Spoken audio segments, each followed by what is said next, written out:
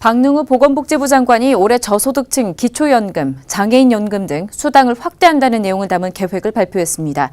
특히 주요 업무 계획에서 전략적 투자 과제, 제도 개선 등을 포함한 바이오 헬스 중장기 발전 전략을 다음 달 발표한다고 밝혔습니다. 현장에 박경현 기자가 다녀왔습니다.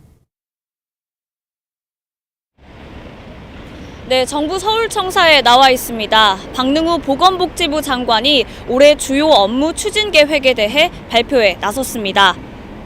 오늘 발표는 전체적으로 기초생활보장 확대 보장이 주를 이뤘습니다. 이 중 업계 활성화를 위한 전략 발표 수립과 일자리 40만 개 창출에 대한 대목이 집중되는데요. 박 장관은 오늘 브리핑의 주요 사안 중 하나로 2022년까지 보건복지 분야에서 40만 명 이상의 일자리를 창출하겠다고 밝혔습니다. 제약, 의료기기 등 바이오 헬스 산업 육성을 통해 민간 일자리도 추가로 확대해 나간다는 방침인데 단순 기초보장 확대뿐만이 아닌 제약산업 육성과 일자리 창출에도 목소리를 낸 것입니다. 이에 따라 국가 차원에서 지속적으로 바이오 헬스 산업에 힘을 실어주고 있다는 것으로 분석됩니다. 이미 주요 선진국들은 4차 산업혁명에 따른 헬스케어 시장을 선점하기 위해 경쟁적으로 투자를 확대하고 있습니다. 보건복지부는 바이오 헬스 산업을 국가 전략 산업으로 육성하기 위해 4월에 바이오 헬스 중장기 발전 전략을 마련하여 발표하겠습니다. 특히 오는 4월 바이오 헬스 중장기 발전 전략을 발표하겠다는 소식을 전했는데요. 전략적 투자 과제, 산업 현장 수요에 맞는 제도 개선 등 내용을 담은 전략이 수립돼 본격 시행되면 이를 기반한 업계 활성화가 한층 탄력을 받을 것으로 보입니다.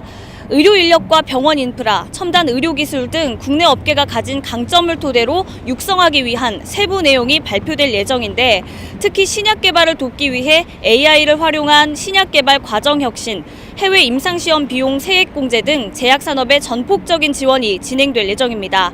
또 혁신형 의료기기를 위한 산업 육성과 수출 다변화, 화장품 산업 종합 발전 계획 수립에 이어 빅데이터 5G 연계 플랫폼도 올해 9월 순차 도입된다고 밝혔습니다.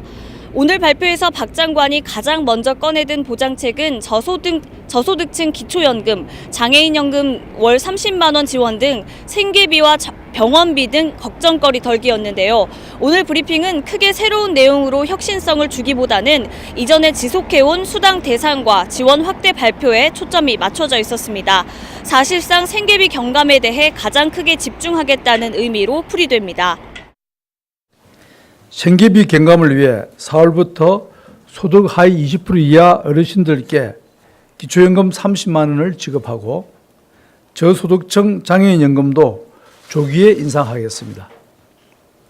기초생활보장 부양의무자 기준을 대폭 완화하여 비수급 빈곤층을 추가로 보호하고 이에 따라 4월부터 소득 하위 20% 이하 어르신에게 기초연금 30만 원이 지급됩니다.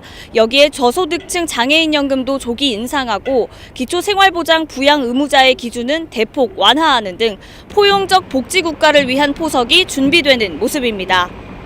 바이오 헬스 산업을 국가 전략 산업으로 본격 육성하겠다는 방침을 이미 여러 차례 밝혀온 바 내달 발표될 구체적 전략에 이목이 집중되고 있습니다.